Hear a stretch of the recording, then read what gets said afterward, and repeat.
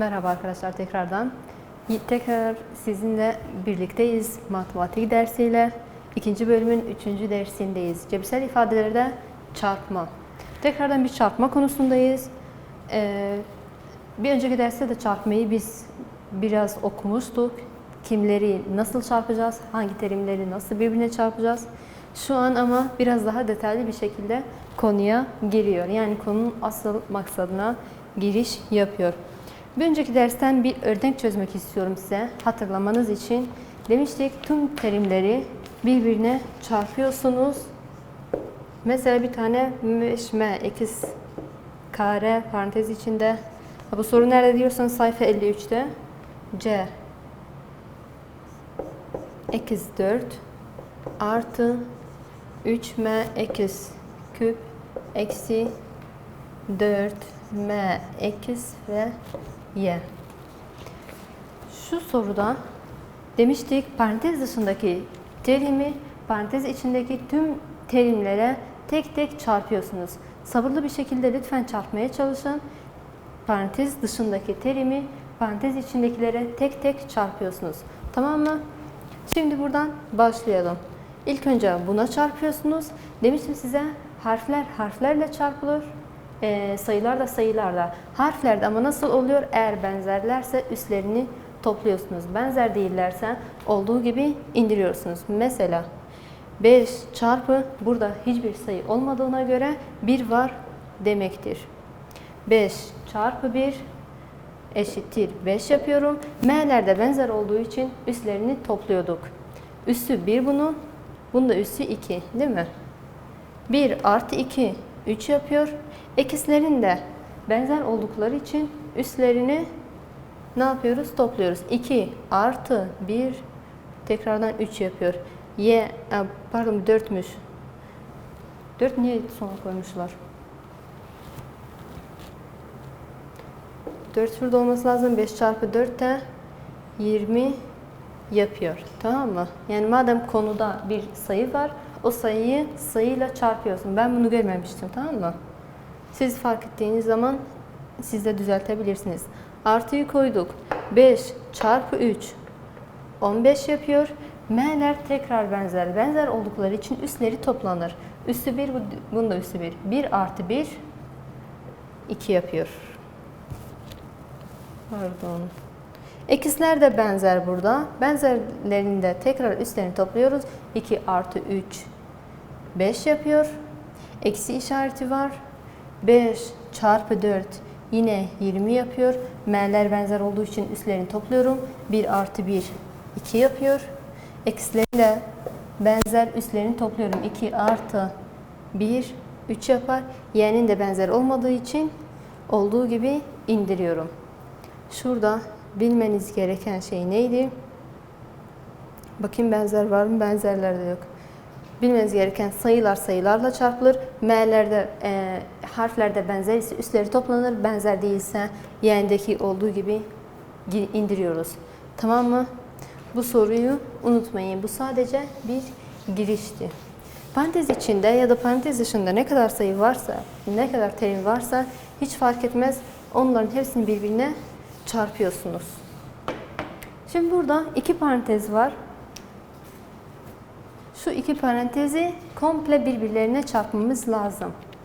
Nasıl? İlk terimi buradaki parantezin her ikisine çarpıyoruz. İkinci terimi de aynı şekilde ikisine de çarpıyoruz. Eksi ilk önce bununla çarpıyoruz. Daha sonra bununla. Sonra y'yi alıyorum. Bununla çarpıyorum. Daha sonra bununla. Böylece tüm terimleri birbiriyle çarpmış olduk. Tamam mı? Ekis çarpı ekis 1 artı 1 2. Ekis çarpı m benzer olmadıkları için olduğu gibi yazıyorum. Y çarpı ekis benzer olmadıkları için tekrar yazıyorum. Y çarpı m de bunlar da benzer değiller. Bunlar da olduğu gibi yazıyorum. Anlaşıldı mı? Böyle hepsini birbirlerine çarpıyoruz. Burada da aynı şekilde ilk terimi d'yi buna çarpıyorum. Daha sonra buna çarpıyorum. A'yı çözmedim çünkü A bununla benzerdi. B'yi çözüyorum. ve daha biraz sayı da var içinde, daha farklı. Eşittir. D çarpı 3, önünde 1 var biliyorsunuz. D çarpı 3 D yapar.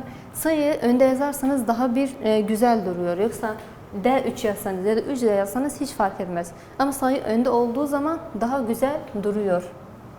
Tamam mı? Sonra D'yi dedik, C ile çarpacağız. Eksi olduğu için ilk önce burada da artı var. Artı çarpı eksi, eksi yapıyor. D çarpı C, DC. Bitti bu. Bu sefer 2'yi çarpıyorum. 2 çarpı 3 artı 6. Şu işaretleri koymasanız komple sıfır alıyorsunuz. Bunları doğru da yapsanız, eğer bu işaretleri koymazsanız sıfır alıyorsunuz. Her terimin kendi önündeki işaretlere bakıyorsunuz. Bunu buna çarparken bunlara baktım. Artı çarpı artı dedim, artı yapıyor. Artı çarpı eksi, eksi yapıyor bunu çarparken. Şimdi bunu buna çarpıyorum. Artı 2 çarpı artı 3 artı 6 yapıyor. Artı 2 çarpı eksi C eksi 2C yapıyor. Tamam mı? Siz işaretleri de birbirlerine çarpmanız lazım. Çarpmazsanız ya da koymazsanız işaretleri sıfır alıyorsunuz. Geliyorum D'ye. C'yi de çözmedim. Aynı bununla benzer olduğu için. D'de de aynı şekilde ilk terimi x'ine de çarpıyorum. İkinci terimi bu x'ine de çarpıyoruz. Bakıyorum. 3m çarpı m. Hemen diyorum burada gizli 1 var. 3 çarpı 1 3 yapıyor. M'ler de benzer olduğu için üstlerini topluyorum. 1 artı 1 2 yapıyor. İkinci terime çarpıyorum. Burada bir artı var değil mi? Artı çarpı eksi. Eksi oluyor. Bakın yani işaretleri nasıl, ne zaman koyduğumu görün, duyun. Ben kendimden işaret koymuyorum. Tamam mı? Bunu bununla çarpıyorum. Eksi yapıyor, eksiyi koyuyoruz. 3m çarpı 2'ne 3 çarpı 2 6 yapıyor. M ile n benzer olmadıkları için yazıyorum. Artı n çarpı 1m. Artı benzer olmadıkları için oldukları gibi yazıyorum. 1 çarpı 1 de zaten 1 yapıyor. Onun için yazmıyorum. Tamam mı? Son olarak artı n çarpı 2 n artı 1 ne diyebiliriz? Artı çarpı eksi eksi yapıyor. 1 çarpı 2 2 yapıyor. N'ler benzer olduğu için üstleri toplanıyor. Şimdi burada şu terime bakın. Benzer terimler var mı? Buna baktığımız zaman artı eksi yani toplama ve çıkarma bir işlemimiz var değil mi? Şimdi toplama ve çıkarma da bu sorulara giriş yapıyor. En sonunda çarptıktan sonra, çarpma işlemi bittikten sonra sorularınıza bir bakın. Toplama ve çıkarma yapabiliyor muyuz? M üst 2 benzeri var mı? Yok. N üst 2 n ile m farklı. Ama burada m n var. Burada da n m var. Yani x'inde de m var, x'inde de n var ve x'inin de üstleri 1 değil mi? Bu iki terim o zaman benzerdir diyeceksin. Tamam mı? O ikisi benzer değil ama bir ikisi benzerdir. O zaman benzer olduklarına göre dediğim gibi m n ya da n m hiç fark etmez. Bu sadece senin nasıl yazdığına göre değişir. 3m kareyi yazıyorum benzer olmadığı için. Bu ikisi benzer dedim. Önlerindeki işaretlere bakıyoruz. Toplayıp çıkarmamız gerektiğini bilmek için. Eksi ile artı çıkarılır, büyük sayının işaretini alır. 6 daha büyük olduğu için eksi yazıyorum. 6'dan 1 çıksın. Burada gizli 1 var. 5. M ile n'yi olduğu gibi yazıyorum. Ne m yazsanız ya da m ne yazsanız hiç fark etmez. Tamam mı? Eksi 2 n'nin benzeri olmadığı için yazıyorum. Sorum bitti. Geliyorum buraya. Burada da birinci terimde, birinci parantezde diyelim 2 terimimiz var. İkinci parantezde de 3 tane terimimiz var. Bunların hepsini tek tek bunlara çarpacağız. İlk önce buna, daha sonra buna ve daha sonra buna. Bunu da aynı şekilde buna çarpıyorum. Buna ve buna. Tamam mı? Hepsini sabırla birbirlerine çarpmanız gerekiyor. Şimdi 3 ekiz çarpı 2 ekiz kare eşittir. 3 çarpı 2 6 yapıyor. Ekislerin üzerlerini topluyoruz. 1 artı 2 3 yapıyor. 3 ekiz çarpı 4 ekiz artı 3 çarpı 4 20 yapıyor. Eksilerin üzerlerini topluyorum. Ne oluyor? Kare oluyor. 1 artı 1. Şunun üzeri 1. 2 yapıyor. Daha sonra 3 eksi 2 ile çarpıyorum. Önünde eksi işareti var.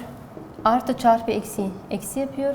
3 çarpı 2 6 yapıyor. Eksinin benzeri olmadığı için kendisi gibi indiriyoruz. Tamam.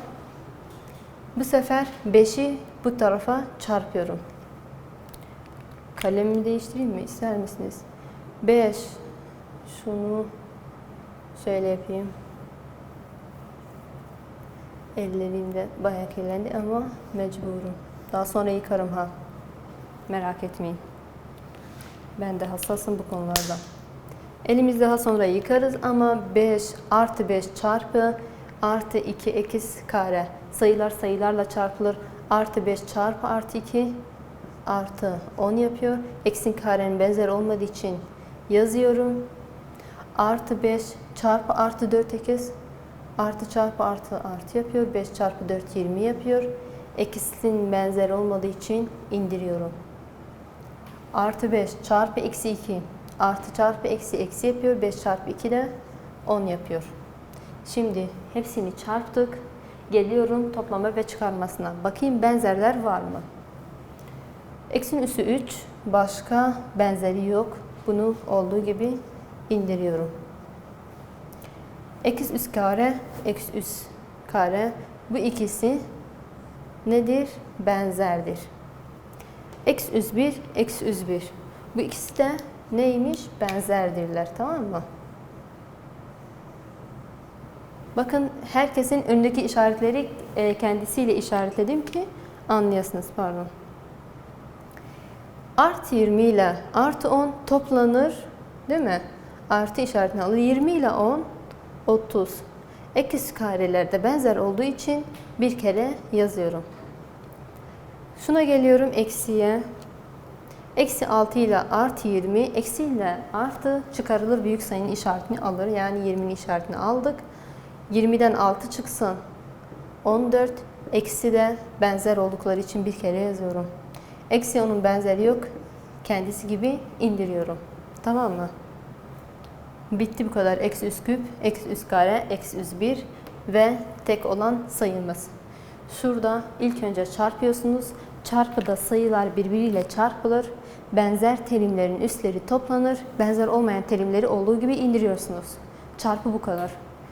Toplama ve çıkarmada harfler ve üsler benzer ise olduğu gibi yazıyorsunuz. Yandaki sayıları topluyoruz. Bakın şu ikisini nerede? Şu ikisini topladık. Eksilerde ve üsleri benzer olduğu için olduğu gibi yazdık. Tamam mı? Toplama ve çıkarma ile çarpma arasındaki fark buydu. Başka soru kaldı mı? Evet, B kalmış. Burada da aynı şekilde. Bu biraz daha kısa ama aynı onlar gibi çözülüyor. Eksi 3'üne de çarpıyorum. Ben bu işaretleri yapıyorum sizin anlamanız için. Siz yapmazsanız da ya da yapmak isteseniz de hiçbir sorun yok. Eksi çarpı eksi kare, eksi üst 3. Üzerlerini topluyoruz. Eksi çarpı eksi 4 eksi 4 eksi kare. Burada 1 var biliyorsunuz, bununla çarpıyorum. Bu ve bununla da topluyorum. Eksi çarpı eksi 3 benzer olmadıkları için yazıyorum. Eksi 3 eksi. Eksi 6 çarpı eksi kare. Eksi 6 eksi kare. Bununla çarptım. Tamam mı? Çarpıda hepsini çarpıyorsun birbirine. Hayır bu bununla olmaz demiyorsun. Olmuyorsa olduğu gibi indiriyorsun. Yani 6 ile eksi benzer değillerdi. Çarptım, yine yan yana yazdık yani. 6 çarpı eksi 6 çarpı eksi 4 eksi 24. Eksinin de benzer olmadığı için yazıyorum. Eksi 6 çarpı eksi 3 eksi 18 değil mi? Pardon, artı. Eksi çarpı eksi artı oluyor. Şimdi ne yapıyoruz? Benzerleri arıyorum. X küp benzeri var mı? Yok. X kare benzeri var mı? Evet varmış. Benzeri bu. Eksi kare, eksi kare ile. Eksi üs 1 benzeri. Bu da eksi üs 1. Artı 18'in de benzeri yok. Şimdi eksi 4 ile eksi 6. Eksi ile eksi. Bu toplama ve çıkarma. Yani burada çarptığımız zaman artı oluyor ama toplama ve çıkarmada topluyoruz ama eksi işaretini alıyor. Bunları çok güzel hakim olmanız lazım ki böyle karışık sorular geldiği zaman da çözebilirsiniz. Nasıl çözebilirsiniz? Hem hakim oluyorsunuz. Hakim nasıl oluyorsunuz? Çok soru çözerek. Ne kadar soru çözerseniz o kadar eliniz alışıyor. O kadar olaya daha güzel hakim oluyorsunuz. Eksi ile eksi dediğim toplanır. Hem eksi işaretini yazılır. 4 ile 6 10 yapıyor. Eksi kareyi de yazıyorum. Eksi ile eksi yine toplanır. Eksi işaretini alır. 3 ile 24 27 yapıyor. Eksi de kendisi gibi yazıyorum. Ve artı 18'in benzeri yoktu. Olduğu gibi yazdım. Örnek 4'e geçiyorum. Diyor özel ifadelerin açılımlarını bulmak. Ne zorlandık yok mu ona? Şimdi ben bunları biraz çekileyim. Siz ekranı durdurun ve yazın ekrana, tamam mı? Tüm soruları yazıyorsunuz.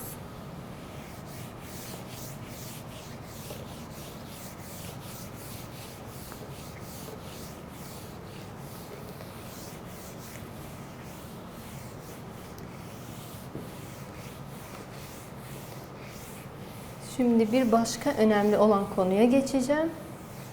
Yani örnek çözeceğim. O da çok önemli. Bunlar yani tahmin eder misiniz bilmem ama sadece bir giriş. İleriki soruları çözebilmeniz için sadece bir giriş, bir ön soruydu diyelim. Örnek 3'ü çözmeyeceğim. Örnek 4'e geçiyorum. Diyor ki eksi 3 eksi kare.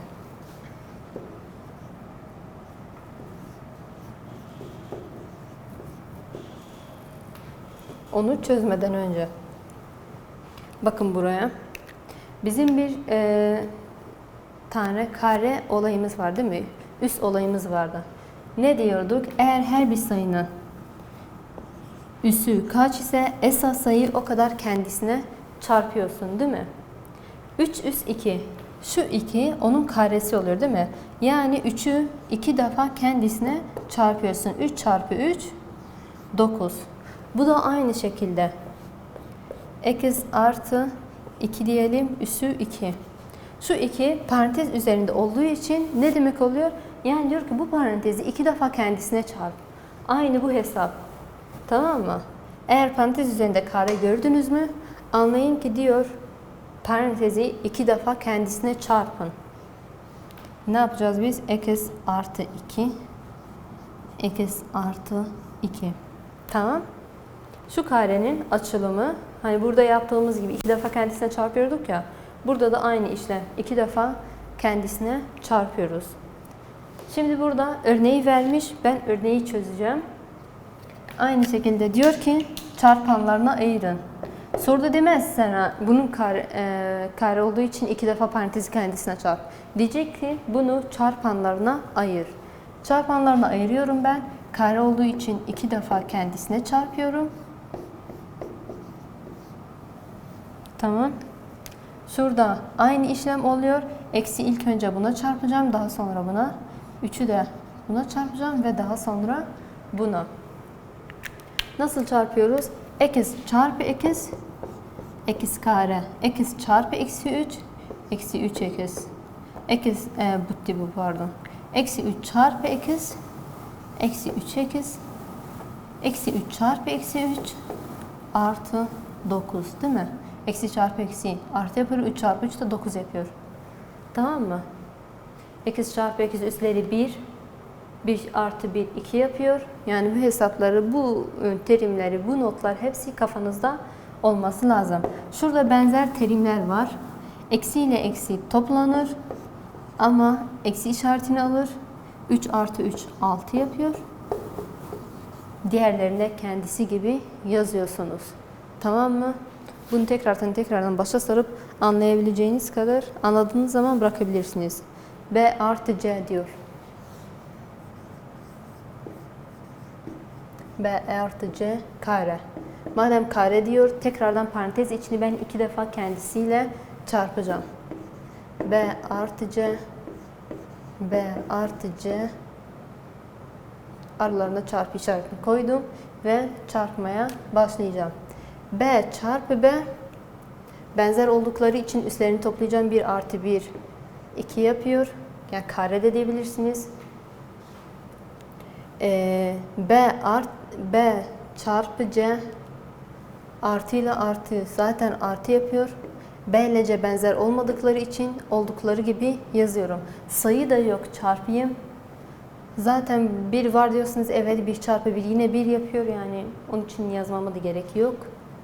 B çarpı C, BC yaptım. Daha sonra ikinci terimi parantez içine çarpacağım. C artı C çarpı artı B, aynı buradaki gibi artı BC. Burada BC ya da CB yazmanız hiç fark etmez olaydan, tamam mı? Zaten çarpım.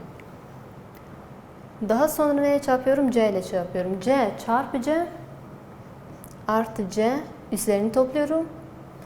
1 artı 1 2 yapıyor. Benzer terimler var, değil mi? Eşittir B kareyi kendisi gibi yazıyorum. Artı ile artı toplanır. Artı işaretini alır. Burada gizli 1 var. 1 artı 1 2 yapıyor. BC'yi de benzer oldukları için kendileri gibi yazıyorum. Artı C kare.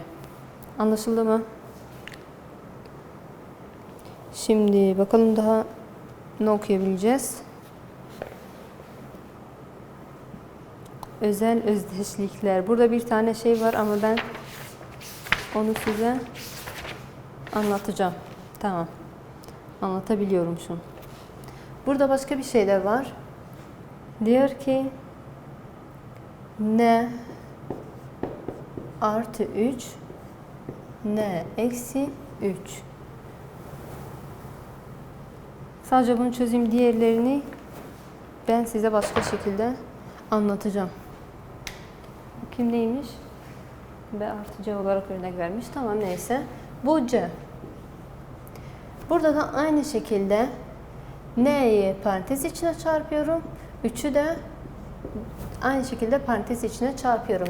N çarpı n üst 2. N çarpı eksi 3, eksi 3 n. Bitti bu. 3'e geçiyorum. 3 çarpı n artı 3 n.